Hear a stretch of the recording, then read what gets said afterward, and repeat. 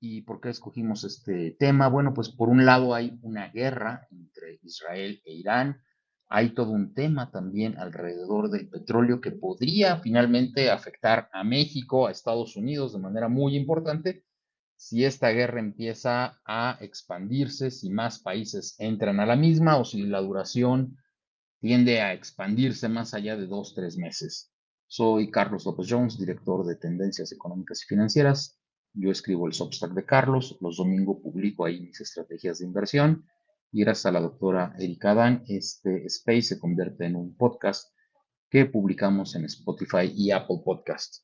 En X estoy como Carlos López Jones Osornas. Bueno, primero tenemos que hablar del petróleo antes de la guerra, porque la guerra tiene apenas una semana de haber comenzado. Entonces, ¿qué había pasado con el petróleo? Por un lado, Trump llegó a la presidencia de Estados Unidos, tomó varias decisiones para que Estados Unidos volviera a extraer más petróleo y evidentemente eso empezó a reducir el precio del petróleo porque pues, una mayor producción, un incremento en la oferta normalmente hace que bajen los precios. ¿Qué había pasado en el mundo en los últimos 20 años? Bueno, hay que recordar que hacia el año 2000, para tener una cifra de referencia, el mundo consumía 76 millones de barriles diarios. Hoy está consumiendo alrededor de 101, 103 millones de barriles diarios, es decir, vimos un incremento constante en el consumo del petróleo, como ha sido en los últimos 100 años, hasta 101, 103 millones de barriles. Y cuando las personas podrían pensar que en los próximos 20 años a lo mejor veríamos otro incremento, pues la verdad es que no. Todo indica que hacia el año 2027, 28, en un par de años, ya estaremos viendo el tope de consumo de petróleo a nivel mundial en estos 103, 105, 107 millones de barriles diarios y después poco a poco el mundo empezará a consumir menos petróleo. Y la razón es el incremento se debió a la entrada de China al mundo occidental a través del GATT, a través de la Organización Mundial de Comercio, y evidentemente eso le permite incrementar su consumo de petróleo porque las personas en China empiezan a consumir más productos. China es hoy el principal mercado de autos nuevos a nivel mundial. En el mundo se venden más o menos 80 millones de autos nuevos cada año. 30 millones se venden en China. Es el principal mercado para la venta de autos nuevos en el mundo. Entonces, ¿qué ha estado pasando? Bueno, pues China, como ustedes saben, ya no quiere depender del petróleo, básicamente porque no lo tiene, lo importa en buena medida de Rusia y de Irán, ¿no? Eso es algo importante. Y ha preferido pues, una combustión eléctrica, ya que para producir energía, para generar energía, utiliza sus propias reservas de carbón, así como el carbón que le importa a Australia. Entonces prefiere importar carbón de Australia, que considera un socio más confiable que Rusia e Irán. Y bueno, pues ha decidido convertirse en líder mundial de autos eléctricos. Para que tengan una idea, China está produciendo alrededor de 1 millón de autos eléctricos cada mes. En México cada año se venden 1.5 millones de autos en total. Entonces, con lo que China produce en 2 meses, se venderían todos los autos de México, ya podrían ser eléctricos. Entonces, la capacidad para producir autos eléctricos en China está provocando que el mundo llegue finalmente a un tope en el consumo de petróleo.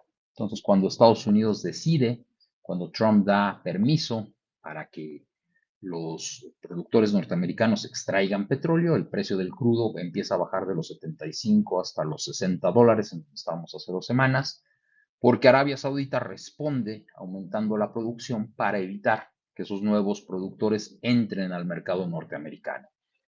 ¿Y por qué $60? Bueno, pues porque los números señalan que para que un pozo petrolero sea rentable, uno nuevo, se requiere un precio por encima de $65 y uno en operación requiere más o menos 40, $45. Son los mismos precios para México, son los mismos precios para Argentina, por ejemplo, que ya está convirtiendo en un gran productor de petróleo. Es el mismo precio para Brasil. Guyana, que se está convirtiendo en otro gran productor de petróleo, anda un poquito abajo, sobre 55 y 35, y solamente en Arabia Saudita y en los países árabes la extracción de crudo anda entre los 15 y $25. Entonces, ellos sí podrían aguantar precios por debajo de los $60. Ahora bien, ¿qué está pasando entre Irán e Israel? Bueno, pues como ustedes saben, Israel la semana pasada inicia una serie de ataques que ellos llaman preventivos, señalando que Irán estaba a 2, 3 meses de poder tener armas nucleares y que existe la amenaza de los ayatolas de destruir a Israel cueste lo que cueste. Y a pesar de que Estados Unidos, con Trump a la cabeza, dijo que estaba en negociaciones con Irán precisamente para ver que ya no produjera más armas nucleares, que no tuviese esa oportunidad de producir armas nucleares, bueno, pues Israel dijo, no le creemos a Irán, consideramos que es momento de atacar e iniciaron una serie de ataques que ellos llaman preventivos. Es importante señalar que Irán extrae 3.8 millones de barriles diarios de crudo, pero en el territorio iraní, parte del territorio está el estrecho de Hormuz, por donde pasan todos los días 20 millones de barriles diarios de crudo, casi todos de Arabia, de los países árabes, con destino a Europa. ¿Qué pasaría si ese estrecho de Hormuz le pasa algo a todas estas tuberías, a todos estos gasoductos? Bueno, pues evidentemente el crudo se vería interrumpido. En Europa tendrían que comprar el crudo más caro y estaríamos hablando de precios por encima de 90, de 100, de $120, como ya los hemos visto en el pasado.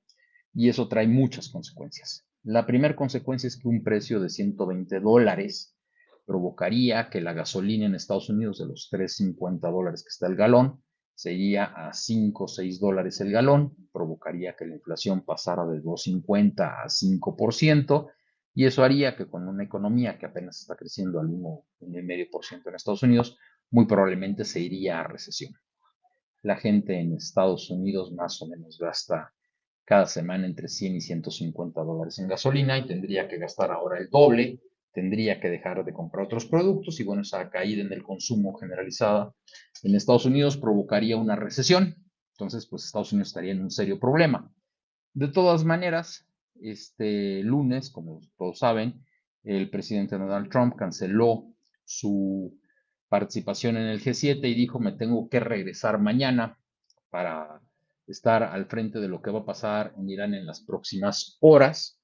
Y bueno, en mi opinión personal, como lo señalé en el programa al cierre de El Financiero el mismo lunes por la noche, es altamente probable que todo haya sido un circo del señor Trump y que Estados Unidos no vaya a entrar en guerra directa contra Irán. Y hay varias razones para ello. La primera es que ya sabemos que al señor Donald Trump le gusta decir una cosa y hacer otra cosa. La segunda es que el señor Trump prometió a los norteamericanos no entrar en más guerras, y eso lo promete porque el 70% de los norteamericanos no quieren guerras fuera de su país.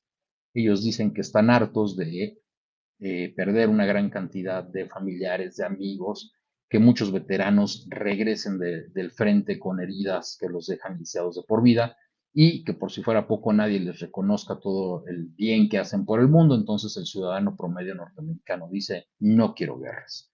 Hay varias encuestas que han señalado en más de un 70% de los norteamericanos que no quieren tener ya más guerras, además de los conflictos en los que ya están involucrados. Y bueno, pues Trump en su campaña aprovechó este sentimiento en contra de las guerras y dijo, yo no voy a entrar a una guerra. Otra razón para no entrar a una guerra es que en Estados Unidos, si bien el presidente de Estados Unidos puede ordenar un ataque único, alguna maniobra única, no puede declararle la guerra a un país. Requiere de la aprobación del Congreso, de una mayoría calificada entre demócratas y republicanos, y no tendría en este momento los votos suficientes en su Congreso para obtener esa aprobación. Efectivamente, bueno, pues ya dijo que iba a entrar y las únicas acciones que hemos tenido hasta el momento es que el señor Trump, pues por un lado ha revertido esa decisión de no llevar a cabo redadas de inmigrantes, un tema muy local, y por otro lado compró dos astas banderas nuevas para la Casa Blanca, nada que ver con lo que se esperaba de un presidente que iba a entrar en guerra en cualquier momento en Estados Unidos. ¿Qué es lo que podemos esperar sobre esta guerra? Bueno, pues realmente hay dos escenarios y sobre esos podemos platicar sobre qué le va a pasar al precio del petróleo. Por un lado, Netanyahu en sus primeras declaraciones sobre estos ataques dijo que los ataques serían de únicamente 2 semanas Y esto es muy común en Israel en las guerras en las que ha participado contra otras naciones. ¿Por qué nada más 2 semanas? Pues porque, como todos sabemos, Israel tiene una población de 9, 10 millones de habitantes y una guerra de más tiempo la desgasta mucho en términos de vidas cuando se enfrenta a países bien armados, como es el caso de Egipto, como es el caso de Siria, como es el caso de Irán en esta ocasión, ¿no? Entonces, muy probablemente tendremos una guerra que durará 2 a 6 semanas, lo cual es una buena noticia. Es muy probable que Estados Unidos le haya dicho a Israel: sí, te apoyo siempre y cuando no ataques instalaciones petroleras importantes a nivel global, porque eso te afecta a ti y me afecta muchísimo a mí, ¿no? Imagínense que se atacara el estrecho de Hormuz y que eso provocara un desabasto de petróleo y que llegáramos a los $120, como habíamos dicho. Y evidentemente, bueno, pues eso generaría inflación en Estados Unidos, generaría recesión, y dentro de un año que hay elecciones para congresistas y senadores en Estados Unidos, pues el norteamericano promedio no iba a decir, esto es un problema de Israel, iba a decir, por culpa de Trump, la gasolina en Estados Unidos pasó de $3 a $5, ya no lo creemos, ¿no? Entonces, Estados Unidos tiene que cuidar que se mantenga abierto el estrecho de Hormuz y tiene que cuidar que Israel no ataque instalaciones petroleras importantes globales que se encuentran en esa zona. Sí puede atacar a los ayatolas, habrá que ver quién se queda al frente de Irán. Hay que recordar que cuando rebeldes en Siria derrocan a Bashar al-Assad, pues Rusia, que se suponía que lo iba a apoyar, no lo apoya. China, que lo pudo haber apoyado, tampoco lo apoya, es decir, no metieron las manos. Vamos a ver ahora qué hacen. Para Rusia, Irán pues es un aliado importante en Medio Oriente, y para China, bueno, pues como ya lo hemos señalado, por las restricciones que tiene Irán para venderle petróleo a Occidente, pues gran parte de esa producción de los 3 millones de barriles se van a China, que más o menos anda consumiendo alrededor de 10 millones de barriles diarios. Entonces, para China perder a Irán, en caso de que los ayatolas cayeran, pues sería un golpe duro. Otro que tendría un golpe duro, evidentemente, bueno, pues sería Nicolás Maduro en Venezuela, porque, bueno, pues hay todo un tema allá. Entonces, de relaciones entre Irán, ¿con quién tienen relaciones importantes? Pues con Venezuela, evidentemente con Corea, con China, con Cuba. Entonces, vamos a ver cómo termina pasando, quién termina al frente del gobierno iraní, o si se llega a un acuerdo. Ya hay muchos rumores que señalan que Irán sí ha estado buscando a Estados Unidos, sí ha estado buscando a Israel a través de Qatar, que Qatar ha sido un país que se ha permitido ser el puente de negociaciones para la liberación de rehenes en Israel en el tema con Gaza. Entonces, Qatar puede hablar con varios integrantes de Medio Oriente y tratar de llegar a una negociación. Netanyahu dice: por el momento no hay negociaciones porque las instalaciones nucleares iraníes no han sido destruidas como queremos. Y bueno, vamos a ver si eso sucede en la segunda semana de ataques de Israel contra Irán, y ahí para. Yo creo que así va a ser, por lo que les platico. Creo que tendremos un conflicto de 6, 8 semanas, cuando mucho, espero que así sea. Esperábamos lo mismo entre Ucrania y Rusia, ya llevamos 3 años, lamentablemente. Bueno, uno nunca sabe lo que pueda pasar en una guerra, ¿no? Pero acá todo indica que podría ser 6, 8 semanas cuando mucho, y que regresaremos a un escenario en el cual sobrará petróleo en el mundo. El precio del petróleo de los $72 seguirá bajando hacia los $60, y la transición energética, pues el señor Trump no la va a poder parar. Cada día se van a vender más autos eléctricos a nivel mundial. Les platico el caso de Noruega. En Noruega es el primer país en donde el parque vehicular ya es mayormente eléctrico que de combustión. Este es el segundo año en el que ya no se venden autos a combustión en Noruega, solamente se venden autos híbridos y eléctricos.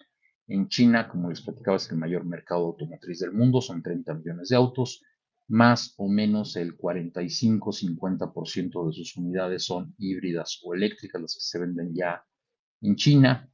En China, por ejemplo, que se ha convertido en el líder indiscutible ya de autos eléctricos a nivel mundial. BYD ya tiene un auto que se vende en $9,900, estamos hablando de menos de 200,000 pesos mexicanos.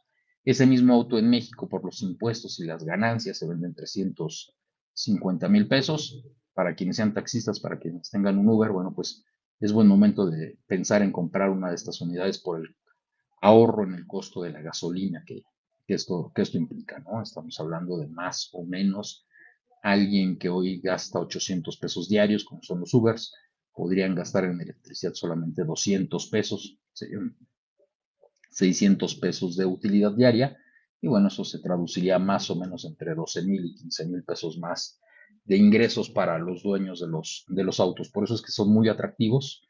De acuerdo con BYD, en los últimos 12 meses en México ha vendido 50,000 autos y bueno, pues seguirá trabajando en México al parecer.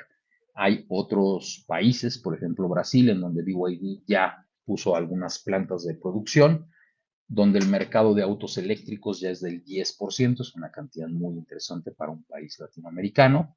Y bueno, vamos a ver qué sigue pasando, pero todo indica que los autos eléctricos llegaron para quedarse y que en los próximos 10 años veremos la muerte del auto a combustión en cuanto a ventas nuevas y dentro de 15 años ya casi no van a circular autos a combustión en las carreteras. Entonces, bueno, pues creo que es un tema importante.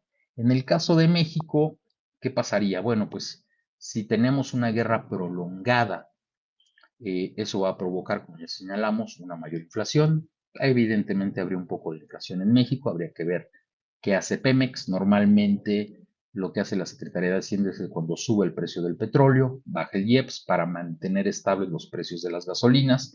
Se mantendría alrededor de 25 pesos la verde, la magna, y la premium podría subir a los 27, 28 pesos.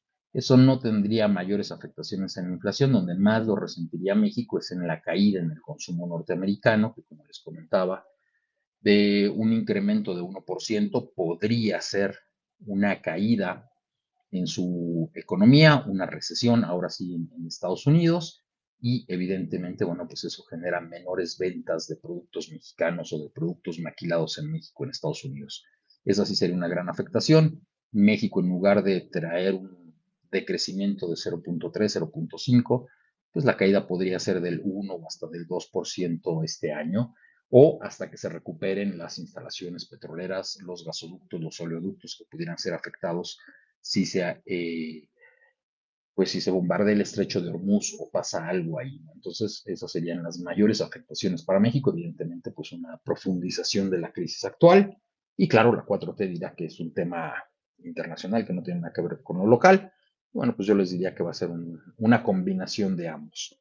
Si como todo indica, la guerra termina en unas 6, 8 semanas, estamos hablando del mes de julio, bueno, pues lo más probable es que los precios, como les platicaba, hacia agosto, septiembre del petróleo regresen a los $60, que México su crecimiento sea de más o menos 0,5, 0,3, que Pemex iba trayendo unas pérdidas impresionantes de 500,000 millones de pesos estimadas en este momento, y si el precio del petróleo sube a 80, 100, $120, bueno, pues podrían bajar de manera considerable sus pérdidas y lo que hace en ese caso, como ya les platiqué, es que Hacienda reduce el IEPS para mantener el precio final de la gasolina estable porque estará recaudando más dinero vía la venta de petróleo y ya no requiere de tanto IEPS, aunque en este momento, bueno, pues al gobierno le hace falta cualquier cantidad de dinero. Muchísimas gracias a todos. Soy Carlos López Jones, director de Tendencias Económicas y Financieras.